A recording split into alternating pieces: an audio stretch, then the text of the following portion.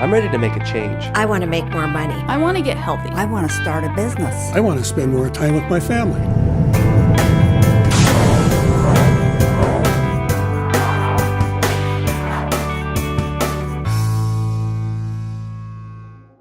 Hey, welcome to day 5. Yesterday we talked about 5 actions you need to take to connect emotionally with the importance of your own goals. How do you find the motivation to not only get started, but keep going when the going gets tough? We talked about the importance of identifying your motivations, recording them, prioritizing them, connecting with them, and then finally reviewing them on a regular basis. Now we need to put it all together. This is where the rubber meets the road. In the last 4 days, we've covered a lot of ground. We've talked about designing a breakthrough year and looking at the possibilities of what could be accomplished. We've closed the books on the past so that we can turn to the future. We've set SMART goals, goals that are really important to us. And then yesterday we found the internal motivations that keep us going when we want to quit. This is the time when we make it happen. This is the time that we focus on actually getting into motion. All that remains is to close your eyes and imagine that you're on a trapeze. And then it's time to jump. I like what the American naturalist John Burroughs said, leap and the net will appear. That's been my experience time and time again. The most important aspect of accomplishing big goals, of creating a breakthrough year, of having your best year ever, is to start. That's where it begins. You've got to start. Several years ago, I went to a Tony Robbins seminar, and I don't know what you think of Tony. I don't know if you've been to his seminar. I didn't know what to think, but I went, and on the first night, he began talking about having this firewalk experience. Maybe you've heard about this.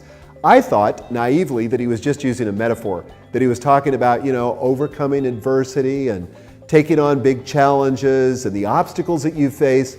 But no, he was talking about a literal firewalk. And so that night at about midnight, I, along with about 1,500 of my best friends and Gail, went out and literally walked on coals of fire. This was 1,200 degrees. I didn't know why I didn't burn up. I didn't know why I didn't, do a face plant and melt, but I didn't. And I've researched this on the internet. I don't know why you're able to do this, but you are. Thousands of people have done this. But here's the one thing I know. Once I started, I figured it out. And that's the most important thing for you when it comes to a goal. You don't have to be able to see the end from the beginning. All you have to do is know the next step or the first step that you need to take. And it's kind of like walking in a forest at night. If you've got enough light to see the next few steps, you can get to where you need to go. You don't need to see the entire path. And in fact, you'll rarely see the whole path. If you have enough light for the first few steps, that's enough. All you have to do is start, and starting is the most important step you can take in finishing. As it turns out, setting the goal is only half the job. The other half is actually taking action, and you can do this by taking 7 steps. Step number 1, get off your butt. Not butt with 2 T's, but butt with 1 T. I'm talking about things like, well, I would do that, but I just started a new job. Or I could do it, but I don't have the energy. Or I could do it, but I have small children. Look, you've got to look where you are. Everyone has problems. Those problems can become excuses, but the difference between those that achieve their goals and experience their best year yet are the people that are willing to get off their butt and stop letting their circumstances be an excuse. Step number 2, don't overthink it. Extensive action plans are great if you're building a nuclear submarine or even if you're building a house, but when it comes to most goal setting, it just gets in the way. It becomes a fancy excuse, setting an elaborate action plan. It becomes a fancy excuse for procrastination. You don't want to do that, so you don't want to overthink it. Step number 3, you want to chunk down your tests. Remember we talked about incremental change over time and the importance of doing that? This is where you've got to really have the vision for incremental change. You've got to break it down to the next action. That's really all you need. This doesn't need to be complex. What's the next action you need to take? Then step number 4, get it on your calendar. This is probably one of the most important steps you can take. This is the difference maker for me because what it gets calendared gets done. If it doesn't get on your calendar, it's probably not going to happen. you're not going to probably accomplish it in the leftover time you have every day, because if you're like me, you don't have leftover time. So you've got to schedule it, you've got to make a commitment, and you've got to keep it. And that brings us to step number 5. You've got to honor your commitments. This may not be urgent, but it's important.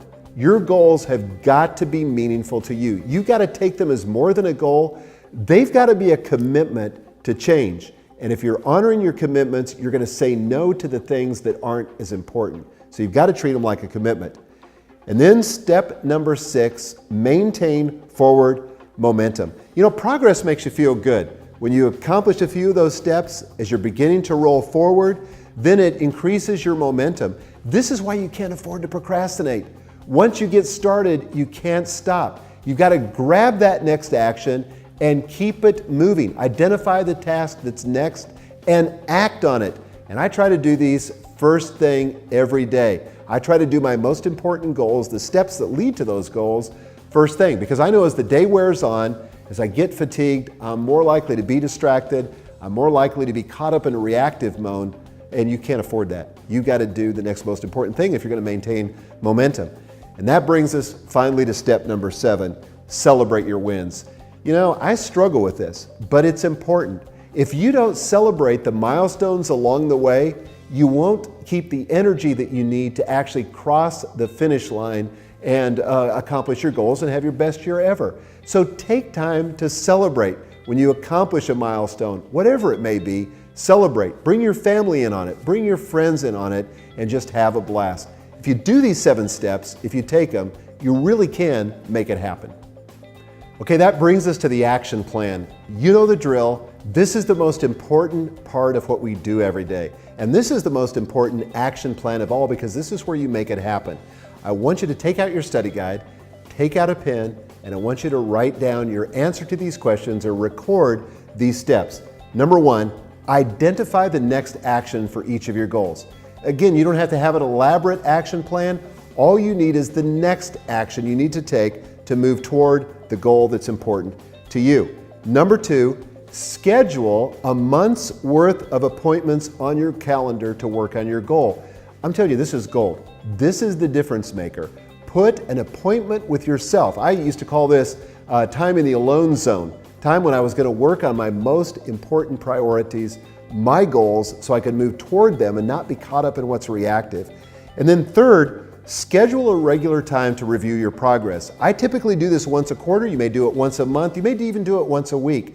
But get these on your calendar, because what gets calendared is what gets done. And then the fourth part of your action plan is, if your progress is slower than you would like, I want you to ask this question: what's holding me back?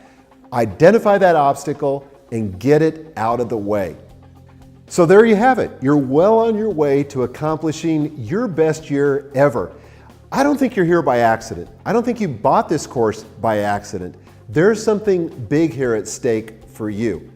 And I want you to achieve it this year. I really want you to experience what it's like to experience your best year ever. I'm counting on you. Other people are counting on you. Don't let us down. Go make it happen. I'm ready to make a change. I want to make more money. I want to get healthy. I want to start a business. I want to spend more time with my family.